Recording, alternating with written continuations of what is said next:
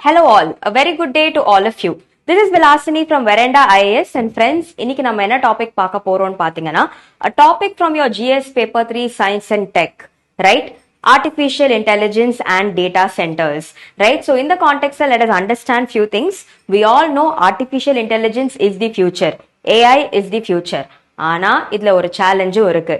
So going forward, AI data centers increase aga, right? இதுக்கு தேவைப்படுற electricity source and associated carbon emissions might also become a problem, right? So here வந்து பார்க்கும்போது what they are saying is, for the past few decades, India's electricity demand growth rates remained relatively flat around 5%. But in the upcoming years, major challenges வந்து என்னன்னு பாத்தீங்கன்னா EVs கொண்டு வர போறோம், Internet of Things are going to get promoted, artificial intelligence, data centers, இது எல்லாமே வர electricity consumption and the demand is also going to increase.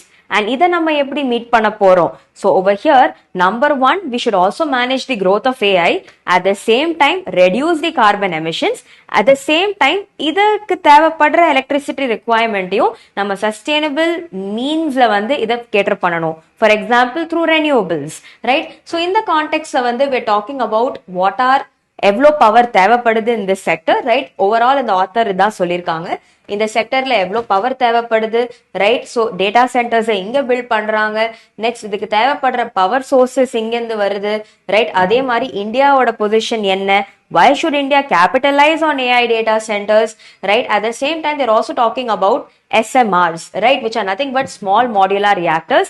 Yeah, the promote பண்றது is important. So overall, இதுதான் இங்க பேசியிருக்காங்க. So here in this context, overall, ஒரு UPSC point of view லந்து நம்மளுக்கு என்ன தேவைன்னு let us see. So in the context, உங்க எல்லாருக்குமே தெரியும், every time we start discussing an editorial, we follow what is called as the code approach. Code approachனா என்ன? C for context, O for opinion, D for data and E for editorial takeaways. So here context, opinion, data and takeaways. Takeaways பத்தி பேசும்போது, editorial takeaways பத்தி பேசும்போது issues, causes, effects, solutions, இல்லாட்டி advantages and disadvantages depending upon the topic. So editorial ஓட analysis எப்படி code approachல follow பண்ணணும்னு நான் நிறைய videos பண்ணியிருக்கேன். You can take a look at the current affairs playlist, editorial section கீழ. You can always watch the past few months videos. உங்களுக்கு இதோட analysis and approach புரிஞ்சிரும். So இதே கோட தான் நம்ம apply பண்ண போறோம். So context வந்து என்ன? AI data centers are going to be promoted on a massive scale. But இந்த AI data centersக்கு தேவைப்படுற electricity நம்ம எப்படி மீட் பண்ண போறோம்? How do we address this demand? So opinion பொறுத்த வரைக்கும், the author has basically given many opinions which say that data centers are the future, but இதோட carbon emissions நம்ம கம்மி பண்ணணும், right? At the same time, we also have to look for alternatives. SMRs suggest பண்ணிருக்காங்க. Talking about data, now first சொன்ன point is a major data, right? So basically for the last 2 decades வந்து பாத்தீங்கன்னா India's electricity demand growth rates remained relatively flat around 5%. So இது வந்து ஒரு data.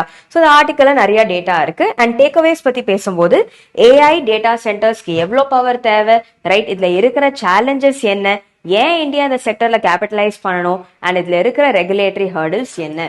So இங்கேயும் வந்து என்ன சொல்லியிருக்காங்கன்னா, டேட்டா சென்டர்ஸ் வந்து நம்மளுக்கு தேவை, ஆனா data storage is also a problem, right? So here வந்து பாத்தீங்கன்னா the demand for data centers in India is being driven by the need for data storage. Given the government Digital India mission and data localization policies, there are some hurdles அப்படின்னு சொல்லியிருக்காங்க. At the same time, they have also suggested small modular reactors could be one way forward அப்படின்னு suggest பண்ணியிருக்காங்க, right? But இதுலயுமே பாத்தீங்கன்னா சில challenges இருக்கு, which we will try to understand, right? So இங்க நிறைய சில words இருக்கலாம் which you can find a little bit complicated, but ஒரு UPSC point of viewல நமக்கு தேவைப்படுற simple things மட்டும் நம்ம analyze பண்ணலாம். So number one, yes, India பொறுத்த வரைக்கும் டெக்னாலஜி growth ஆயிட்டு இருக்கு, right? At the same time talking about globalisation, நம்ம இருக்கிற era of globalization, technology transfer from the developed countries to developing countries is taking place, right? So here வந்து பாத்தீங்கன்னா நம்ம நிறைய equip பண்ணிட்டு இருக்கோம், right? Because 2047ல we also plan on becoming Vikshit Bharat. So here AI driven technologies இருக்கட்டும், Internet of Things இருக்கட்டும், machine learning இருக்கட்டும், data localization இருக்கட்டும், இது எல்லாமே இருக்கிறதுனால there is a growing demand, right, for the need for data centers in India. Data localization, இந்த term na என்னன்னு தெரியுமா, right? So if you see, going forward, one of the most expensive resource could also be data. So data mining in solluvaanga, right? So fetching out data. So யோசிச்சு பாருங்க, India has now become the world's populous country. Right? So here, எவ்வளோ data இருக்கும். இந்த data வந்து, if it goes into the wrong hands, it can be misused. So data localization, it basically means அந்த countryயோட borderக்குள்ளே இந்த data store பண்ணி, process பண்ணி, utilize பண்றது தான் data localization. And India வந்து பாத்தீங்கன்னா, for a very long time, we have always pressed for strong data localization norms. But here வந்து பாத்தீங்கன்னா, இது எல்லாமே நம்ம பண்ணணும், இது எல்லாமே நம்ம process பண்ணணும் அப்படின்னா, கண்டிப்பா நம்மளுக்கு data centers தேவை. இந்த data centers should be powered by massive amount of electricity, right? So here வந்து பாத்தீங்கன்னா, what they are saying is, ஒரு பக்கம் நம்மளுக்கு AI data centers தேவை, at the same time நம்ம carbon footprint கம்மி பண்ணணும், right? Alternatives தேடணும், carbon emissions reduce பண்ணணும், renewable energy sources promote பண்ணணும். We can look out for options in solar, in wind, etc. And also what they are suggesting is small modular reactors. இந்த small modular reactors வந்து பாத்தீங்கன்னா, they are nothing but they are safer options, right? And they also offer, like, clean and continuous power supply. So இதுல கூட நம்ம invest பண்ணலாம் அப்படின்னு சொல்றாங்க. And இது வந்து பாத்தீங்கன்னா could also be a game changer. ஏன் அப்படின்னு பாத்தீங்கன்னா, நம்பர் 1, இதோட கன்ஸ்ட்ரக்ஷன் காஸ்ட் கம்மி, ஓவரால் மெயின்டெனன்ஸ் காஸ்ட் கம்மி, ரைட்? அண்ட் ஏஐ டேட்டாக்கு நம்மளுக்கு தேவைப்படுற அவ்வளோ எலக்ட்ரிசிட்டி ரிக்வயர்மெண்ட் ஒரு கண்டினியூஸ் பவர் சப்ளை மூலியமா we can meet through this. இதை சஜஸ்ட் பண்றாங்க ஸ்மால் மாடுலர் ரியாக்டர்ஸ். ஸோ இதே கான்டெக்ட்ல வந்து பாத்தீங்கன்னா, India has also spoken about a mission. என்ன மிஷன் பாத்தீங்கன்னா, India's mission for advanced modular reactors. So இந்த கான்டெக்ட்ல 100 gigawatt of nuclear energy நம்ம 2047ல ப்ரொடியூஸ் பண்ணணும்னு நினைக்கிறோம்.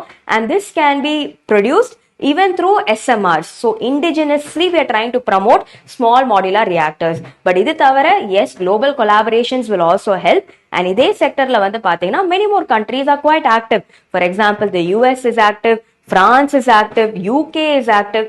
In the countries are also doing. So here we can also reap the benefits. Research and development collaborate பண்ணலாம், right? In the countries ஓட helping எடுத்து we can further boost, bolster this ecosystem. இதையும் we can promote as a way forward. And here basically என்ன சொல்றாங்கன்னா, என்னதான் வந்து AI data centersக்கு small modular reactors could be the way forward, challenges இருக்கு, right? So challenges, initial cost of setting up something is quite high, correct? And yes, adoption to this technology, இதுக்கு தேவைப்படுற skilled labor, right? அதுவும் தேவை. Research and development needs to be effectively promoted. Funding as a problem, இது எல்லாமே இருக்கு, right? So in the contextல இதோட pros and cons நம்ம balance out பண்ணிட்டு, what we need to understand is AI is the future. AI is the new oil, correct? So இதை நம்ம promote பண்ணி தான் ஆகணும். But here it's about striking a balance. So pros and cons weigh பண்ணிட்டு, ஒரு பக்கம் ensuring that energy security is there, இன்னொரு பக்கம் also ensuring that data is stored and managed in a safe way. So here a sustainable transition is required. அதுதான் சொல்றாங்க, right? So in the context artificial intelligence, AI related terminologies, previous questions role of AI in healthcare, role of AI in agriculture லாம் test பண்ணிருக்காங்க. So here AI ஓட associated ஆன இருக்கிற emissions, how do we reduce? Think of some solutions, right? And உங்களுக்கு தெரிஞ்ச solutions comment sectionல type பண்ணுங்க. I will go through it. So yes, I hope the discussion was useful. Thank you. All the very best. IAS ஆகணும் இல்லாட்டி IPS ஆகணும் அப்படிங்கிறது பல பேரோட லட்சியமா இருக்கும். ஏன்னா இது இந்தியன் சிவில் சர்வீசஸ்ல இருக்கிறதுலே பிரஸ்டீஜியஸ் ஆன பொசிஷன். UPSC நடத்துற சிவில் சர்வீசஸ் எக்ஸாம்ஸ் ப்ரிப்பேர் பண்றதுக்காக உங்களோட காலேஜ் டேஸ் இல்ல ஒர்க்கிங் ஹவர்ஸ் இல்ல ஹவுஸ் ஹோல்ட் ஒர்க் உங்களுக்கு தடையா இருக்கா? இனிமேல் அந்த தடை இருக்காது. ஏன்னா வெரண்டா IAS இப்போ ஒரு ஆன்லைன் ஈவினிங் பேட்ச் ஆரம்பிக்க போறாங்க. சோ நீங்க எங்க இருந்தாலுமே இந்த கோர்ஸ அட்டெண்ட் பண்ணலாம். இதுல வந்து பாத்தீங்கன்னா எக்ஸ்பர்ட் ஃபேக்கல்டிஸ் உங்களுக்கு கிளாஸஸ் நடத்துவாங்க, உங்களுக்கு டெஸ்ட் சீரீஸ் இருக்கும், மென்டார்ஷிப் சப்போர்ட் இருக்கும். அண்ட் வித் ஆல் திஸ் நீங்க ப்ராப்பர் கைடன்ஸோட UPSC எக்ஸாம கான்ஃபிடென்ட்டா கொடுக்கலாம். இந்த கோர்ஸ பத்தி தெரிஞ்சுக்க கீழ இருக்கிற லிங்கை கிளிக் பண்ணி உங்க டீடைல்ஸை ரெஜிஸ்டர் பண்ணிக்கோங்க. எங்களோட டீம் உங்களை காண்டாக்ட் பண்ணுவாங்க. Thank you. Veranda IAS, where your dream becomes reality.